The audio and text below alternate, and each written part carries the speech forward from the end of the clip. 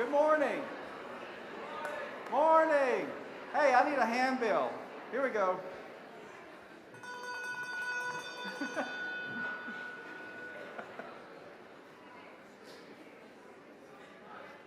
It's great to see all of you here. This is, I want to tell you before I even get started that this is a little bit of an experiment that I hope we're going to repeat. I love it now that we have a common Sunday school hour, that there are opportunities where we can all gather together as a church family. And I think we want to do this more regularly. What do you think? Do you like that idea that we get together regularly? You like this? We look forward to doing this maybe like once a quarter or something like that. I think it's wonderful that we have time together. And I don't intend to spend the whole time talking. I mean, I'm going to spare you me talking the whole time, but I'm going to try to give you a presentation on some things that I've been dealing with my entire life as a scientist and as a Christian, and leave some time for questions, and more importantly, leave some time for fellowship and some conversation after we're done. So with that, let's get started with a word of prayer. Creator God, we come before you trying to understand you, trying to understand your creation, trying to understand your purpose for us. Guide us during this time together that your greater purpose will be revealed. In Jesus' name we pray. Amen. I understand this is being recorded and maybe posted on YouTube too, so if there are people who would like to see this, that we can make this available. Yes, ma'am. I do, and it's turned on. Can you not hear me? Is it not loud enough? Really? How about that? Is that better? Okay, keep moving it up. How about that? Is that even better? All right. Thanks for letting me know. I'm also loud, but it doesn't help if I'm not loud enough to be recorded. Okay. So, let me start by asking you a question. Who discovered America? It's not a trick question. Well, Christopher Columbus is what we like to claim. But he was convinced that he had not discovered America, was he? He thought he had discovered a passage to the east. He thought he had discovered India. In fact, the natives that he found here, he called Indians, didn't he? In fact, he called them Indians his whole life. He was convinced that he had found India. It wasn't till later, when another explorer came after him, that America was discovered and named, right? This was a second explorer named Amerigo Vespucci, right? We know about him. And we're called the United States of America. We have North and South America because of Amerigo Vespucci. Otherwise, we would have been called United States of Columbia, wouldn't we? Right? Sounds weird, but that's the truth. Why did he get credit for discovering America when Columbus came first? Maps? Exactly right. He came on a mission of discovery, not knowing what he was going to find. Columbus was so sure he knew what the answer was that he was blind to the fact that he had not discovered India. It was Amerigo Vespucci who said, I don't know what's over there. I'm going to make some maps, that we now give him credit for truly discovering what this is. In other words, the point is about we don't always know what we think we know. Okay? And I introduce this because in my world, I'm a scientist. I'm a Christian. Both parts of my life have always dealt with uncertainty, not knowing something and trying to figure it out. In fact, you know, if we understood everything there is to understand about science, I wouldn't have a job, right? The joy of science is the unknown, the exploration of things to find out the truths that have been there, but we didn't understand them before. Now, as a pastor, I can say that that's also been part of my job, explaining how bad things happen to good people, how things that we can't make sense of should not challenge our faith in God, that there are things beyond our understanding that we ascribe to God. And so in a sense, both of my lives, the scientific side and the pastoral side, involve dealing with uncertainties and how we address those. You may have heard science answers how questions, religion answers why questions. Those are true, but I would say that both of these realms really deal with faith. In science, there is a faith that an answer may be found. We may not know it yet, but there is faith that the answer is there. Same thing in religion. There is faith that understanding is there. We may not understand it yet, but faith gets us to the final answer. So let me ask a question. Have you ever felt like you've had to choose between the two? You have to choose science or you have to choose religion? So many of us have. If you look at bumper stickers on cars, right, you'll see the fish, or you'll see something eating the fish that looks like Darwin. For some reason, people feel like we have to choose. And what I'm going to get into here is a discussion about, do you really have to choose? I mean, I feel like I have not had to choose because I see science as a part of my exploration of who God is. The understanding of the created order is something that gives me joy as a scientist. But generally speaking, especially in society today, we find people increasingly choosing science over God for reasons that we could get into if we had time, but we probably know what most of them are. But people who have left religion will claim, nevertheless, in many cases, that they're still spiritual people. They just don't believe in organized religion, or they don't believe in some aspect of God.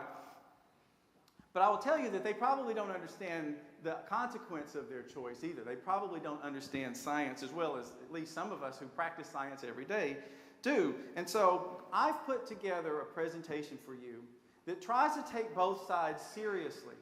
And I challenged myself as I was putting this together, would I give this same presentation to my scientific colleagues, some of whom have Nobel Prizes in physics? Would I tell them the same thing I'm going to tell you? And that has shaped the conversation I want to have with you today, because I think this is a message that all of us need to understand, and I welcome you sharing this with others.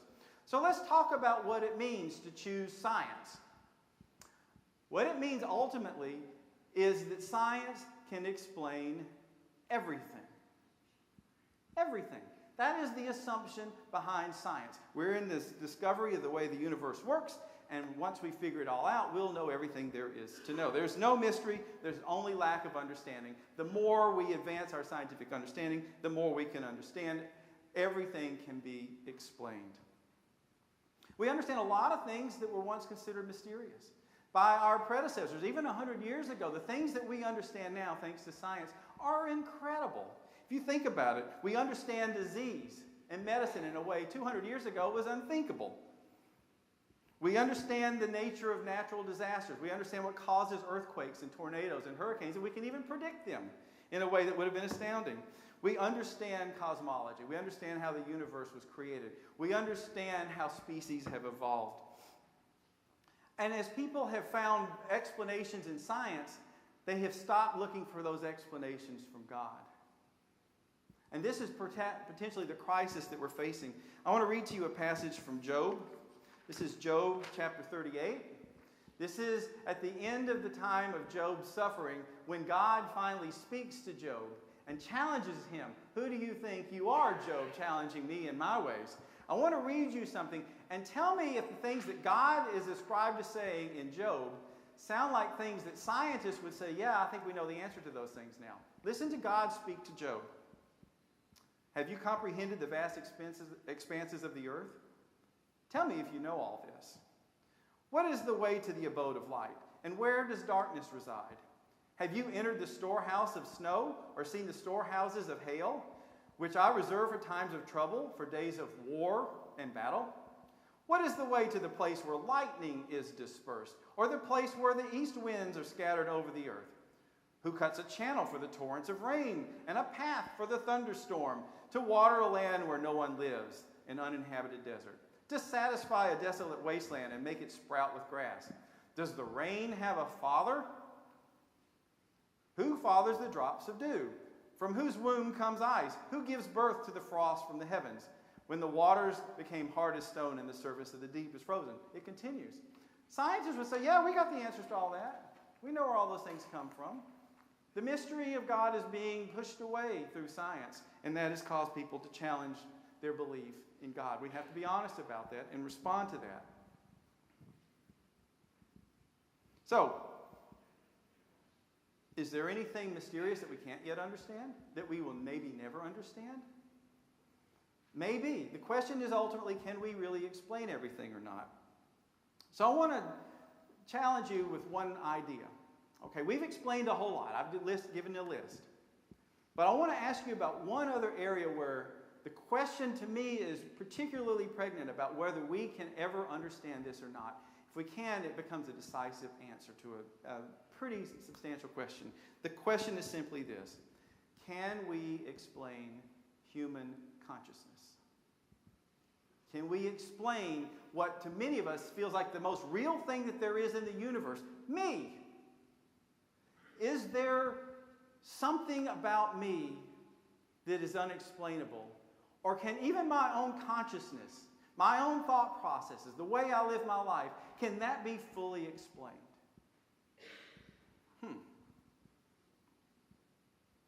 We like to think this is what separates us from all the other animals. Right? We like to think that consciousness is what makes us the top of creation. There is a me inside of me. Each of us has a unique identity, a personality, a humanity, a soul, if you will. We're self-aware. We have free will. We make decisions. We suffer the consequences for those decisions. We have this essence inside of us, this soul that defines who we are, that transcends our bodies. When we die, this thing lives on. Even atheists generally think there's something real that we call consciousness. Is it true? Do we really have free will? Do we really have a soul inside of us? Is that something real or not? Science is working hard right now to prove that there isn't. That what you think is consciousness is nothing more than a computer algorithm, if you will, running inside of a processor. This whole idea of consciousness is an illusion. Let me give you some examples. Let's talk about what's going on in the field of mental health right now. Wonderful, tremendous progress in mental health studies. Scientific studies that have revealed that sometimes behaviors that we used to call aberrant are truly just biochemical imbalances in the brain that can be remedied with chemicals we call medicine. Now, there's a stigma that's often associated with this. We like to believe there's something different going on. Isn't it interesting that so often we'll share with somebody that I take insulin because I have diabetes, but we won't tell somebody that I'm taking Ativan because I have an anxiety disorder, or I'm taking Abilify because I have a bipolar disorder. And yet, isn't it great news that you can take a pill and it helps deal with that life-altering condition? But doesn't that also say that there's something about how our thinking works that is chemical? It certainly does. Our brain is, in fact, a biochemical processor. It is a computer. It is susceptible to biochemical stimuli. It's susceptible to medicine. Thank God. On the other hand, there's another very hot field that's going on right now. You've probably heard of it, called artificial intelligence. Right? Artificial intelligence is the attempt by humans to create consciousness in machines. Do we want that to succeed or not? Suppose it does. Suppose somehow we can create consciousness and put it into a machine, and it becomes a sentient being just like we are. In the military where I work, there's a very big effort in developing this. We want to take soldiers off the battlefield. We'd rather machines be put in harm's way. We want the machines to make the same kind of decisions we would make. We want them to have consciousness. I know many of you have experienced frustration with this. My wife and I often yell at Siri because she can't understand simple words that we tell her, please turn on the lights. What time is the game tonight? We're not there yet. Artificial intelligence isn't there yet, but we're certainly moving there, and we're frustrated when it's not there. And so suppose we succeed. Suppose we make artificial intelligence. I mean, how many movies and TV shows have been featuring this possibility of sentient machines? The rise of the machines. So let's take this to its logical conclusion. We've talked about mental health science. We've talked about artificial intelligence. Let's take all of this together and take it to its logical conclusion. Something going on in our brain is giving us a sense of consciousness and of an identity. We don't know what it is yet. Right now, it's a mystery. But we may explain it. If you choose science, your assumption is that this will be explained away, and that you're nothing more than an algorithm that's running in our processor. That this algorithm was programmed through all of your life experiences and is modified by the chemistry going on in your brain. The consequences of that are staggering for society. And I don't know whether people talk about this much, but I want you to think about the consequences of this. If we're nothing more than an algorithm running on a processor, you have no free will. You think you have made decisions, but you have not. You are simply executing the program as is wired in your brain, and people who respond differently just have different programming.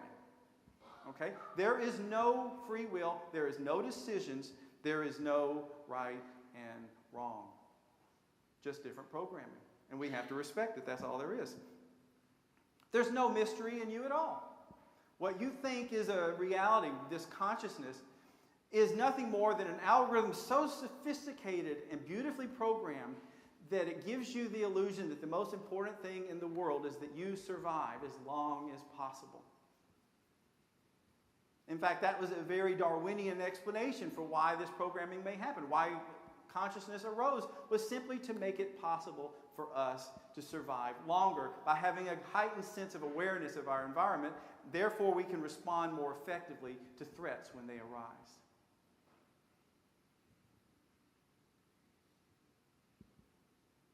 We're nothing more than machines.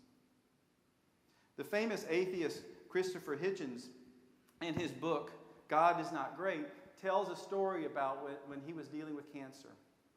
And his doctors would talk to him over and over again about, your body is not responding well to the treatments. Your body is having some side effects. We're struggling to help your body heal. And he got so frustrated with that language that he told his doctors at one point in exasperation, I don't have a body, I am a body. I'm nothing more than this biochemical processor you see before you. This sounds scary. But aren't we beginning to think this way ourselves, if we're honest about it? How many of us describe genetics to the reason we behave certain ways? We got this from our parents or our grandparents. How many of us depend on medicine to fix problems and are frustrated when there aren't pills to take for things that we want solved? How many of us turn to psychotherapy to understand what programming we had in our youth and childhood that made us behave the way we do, and strategies to overcome that? Yes, whether we acknowledge it or not, we like to treat ourselves in some subliminal way as an algorithm.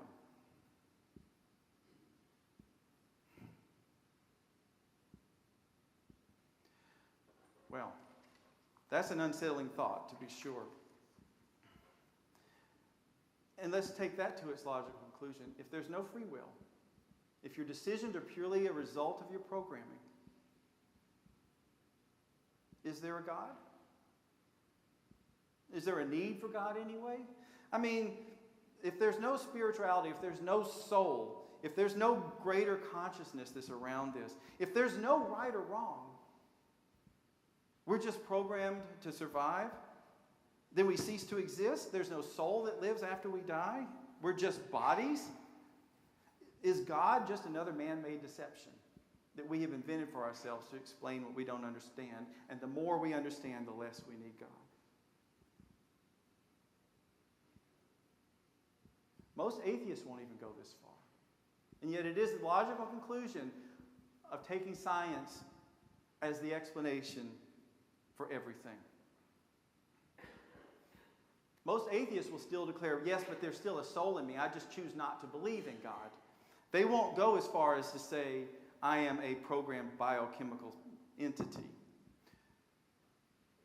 But all of us are striving for some version of that.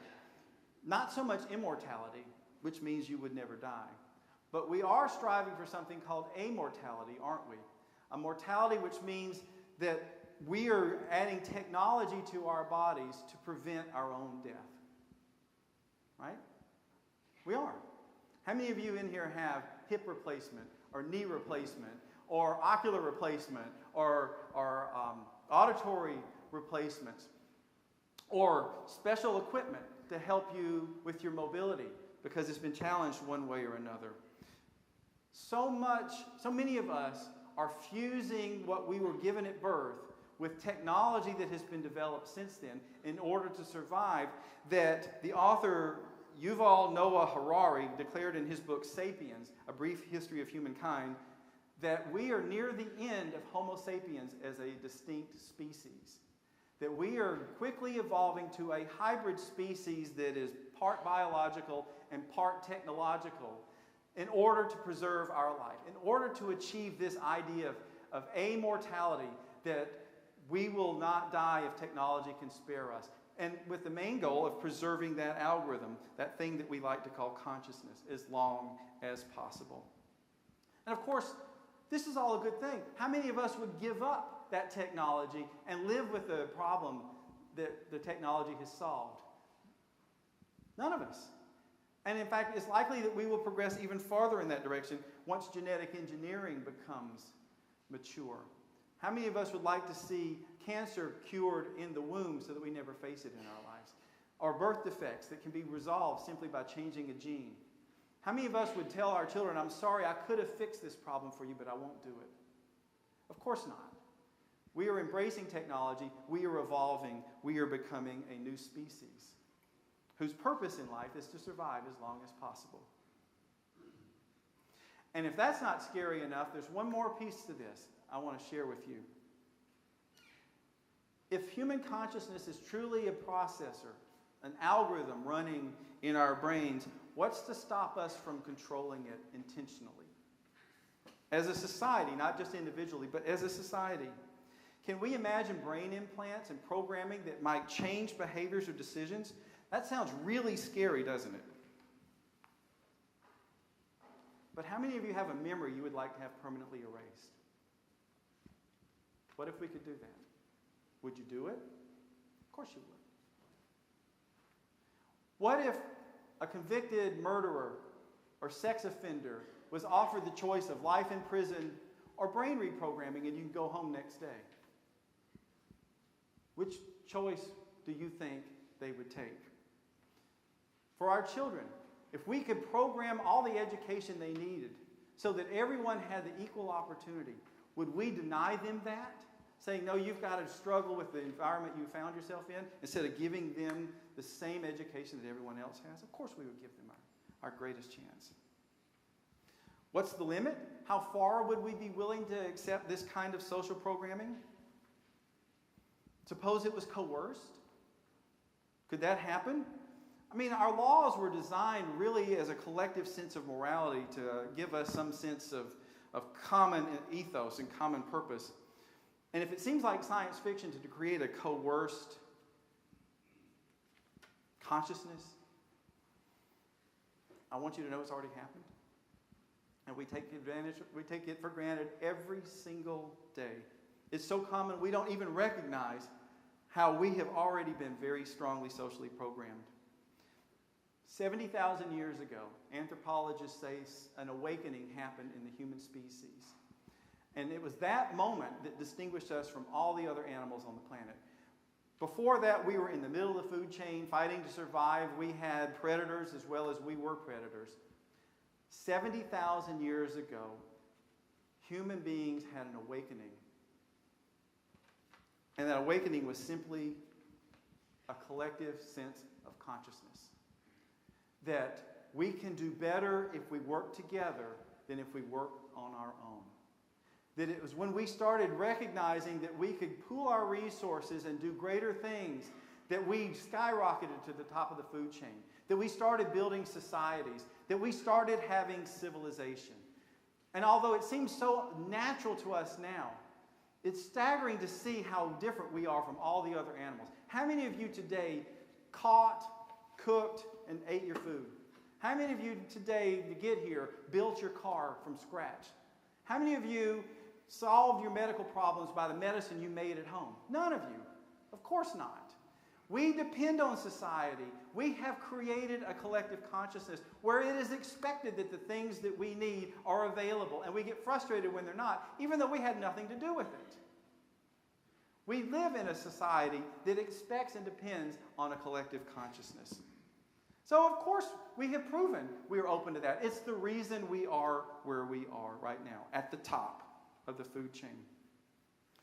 And if that isn't scary enough, I'm going to give you one last scary comment, because this is an area I've started working on, an area called synthetic biology. You ever heard of that? Synthetic biology is exactly what it sounds like. It is the human ability to control biological processes through genetic engineering. We build pews by chopping down a tree and fashioning the wood into the shape that becomes a pew. Suppose through genetic engineering, I could program a tree to grow into the shape of a pew. We're doing this now. These things are really happening right now. And you can begin to think about the staggering implications of that as we control more and more of the DNA, how we might have the control of what species look like in the future, not just what plants look like. We're getting there. And maybe not in our lifetime, but in our grandchildren's lifetime, this will seem as normal as what we take for granted today. So, how do you feel about choosing the science side? It's stark. But you don't usually hear scientists talk to you about this, because I don't know that they fully have thought through it. They've made up their mind that science is right without taking it to its conclusion. I wanted you to hear this. Okay? You want to talk about the religion side now? Let's talk about choosing religion. Let's talk about what that means. To me, perhaps the most important thing it means is that there are things that science will not explain. There is mystery. There are things that we will never, ever be able to figure out, like human consciousness. That there really is a me in here. I really do have an awareness. I really do have free will. I do make decisions, and there are consequences with those decisions that I make. I'm not a robot. I'm a human being with a soul. And I don't understand where that soul is, but there's nothing more real to me than that me that's inside of me that praises God and understands there's something beyond scientific reality going on here. And if we ask this next question, where did that soul come from? It had to come from something outside of science, something we can't explain, something from beyond the realm that we can cover with science. There is a mystery in creation, and we call it God. For lack of a better term, perhaps, but we call it God. And if God created this mysterious thing we call a soul, that means He did it on purpose. He didn't have to. We didn't have to have a soul. He gave it to us for a reason, because He didn't have to give it to us for a reason. It means that we're connected to God because we were created by God. There is a purpose for our creation. There is a purpose for our soul. Your life is not simply a chance occurrence. God gave you a soul on purpose, which means He did it for a reason. There is a purpose for your life, even if we don't understand it. And it changes the way we look at the world, because our mission is no longer about survival, as it would if you took science to its logical conclusion. Our purpose in life is to understand our purpose in life.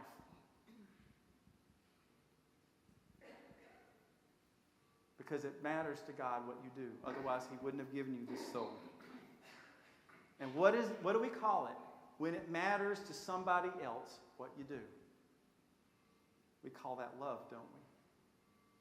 Doesn't this mean then that the Creator of the universe created a mystery we call our soul, and that He loves us for it? That's proof of it, because it matters to Him what we do with it.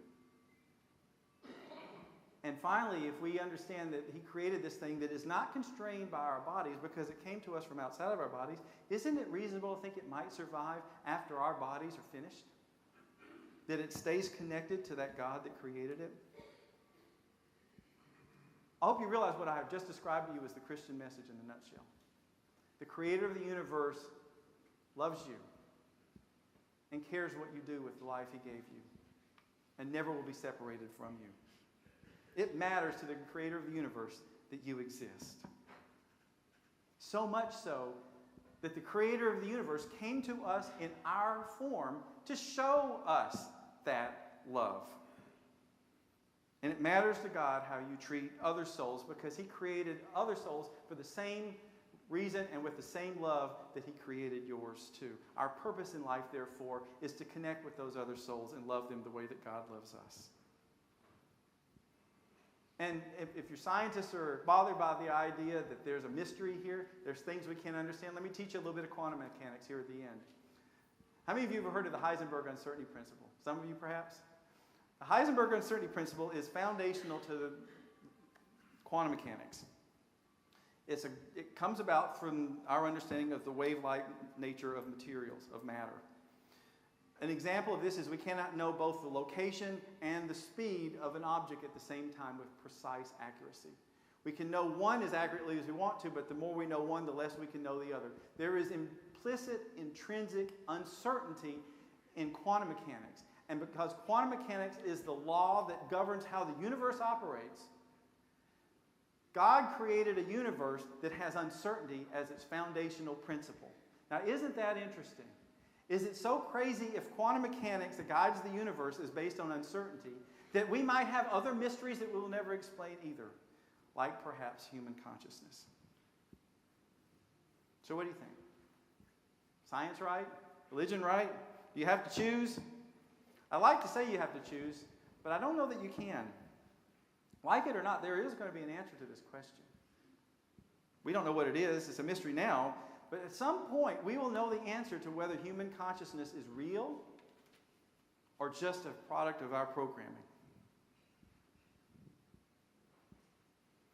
We may not know it in our lifetime, but that answer will be known. And once we have the answer, there'll be no more debate about this. If science can explain everything, and we're just an algorithm, there is no God, there is no morality, there is no right or wrong. Our purpose in life is simply to survive.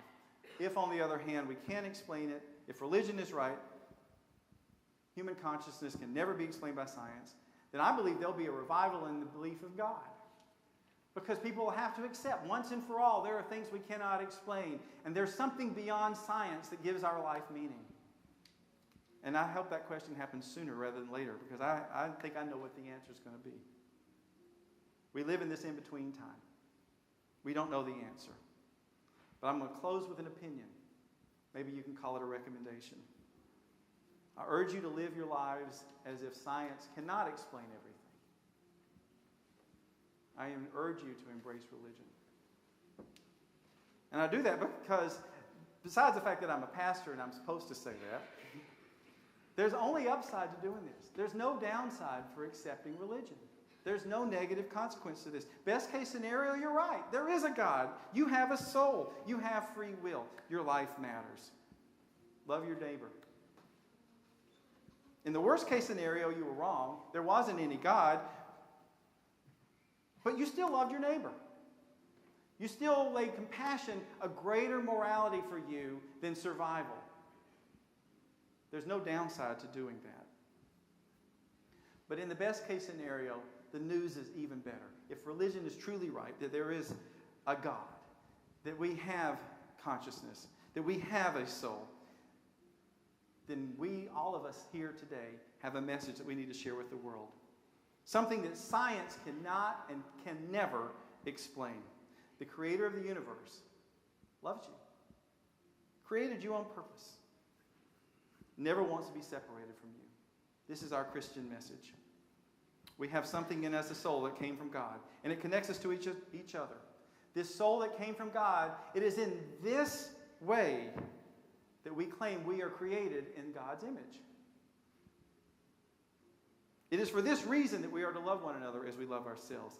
It is for this reason that God came to us in our form, to show us how profoundly His love is for us, to show us that the mysterious part can only be understood by faith.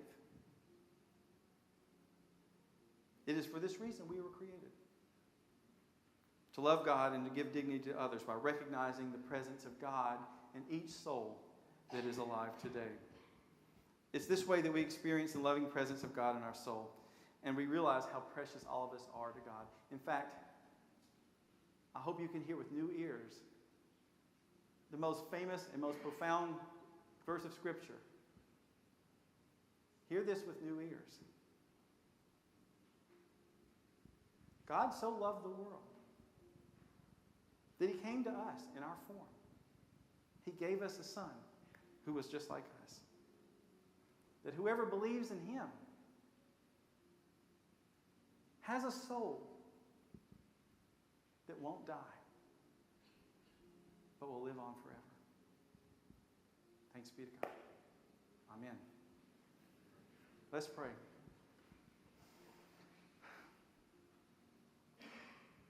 Lord, your creation scares us. The consequences of what you have made and our understanding of it have truly led us to believe that we ourselves are God. Forgive us for that arrogance. Humble us with the mysteries that surround us. Use them to draw us towards you. That in your mercy, you loved us in spite of everything. In Jesus' name we pray. Amen. We have a little bit of time. I'd be happy to answer a question or two, but otherwise, we have a little bit of time. You're welcome to chatter. Does anybody have any questions? No? Now, don't leave yet. I'm going to take a picture of this. Not for my sake, because I want to show all of you how good an idea it was that we all get together on a Sunday morning. Thank you all.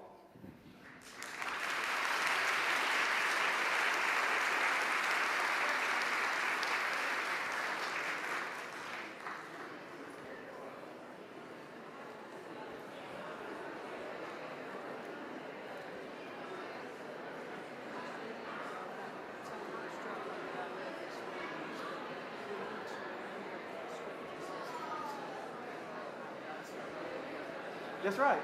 That's right. I know. It does. It's a profound truth if you take it seriously, doesn't it? Thank you, Blair. Hey, good to see you again. Is that on target? I know you've been thinking about stuff like that. Thank you. Good. Awesome. Hey.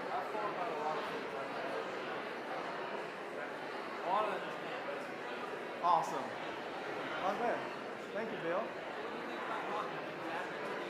He was. And he said, one of my favorite quotes of his is he said, I believe there's no God. I believe that we're programmed, and yet I look before I cross the street.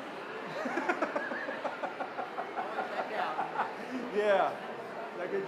Thank you, Jen.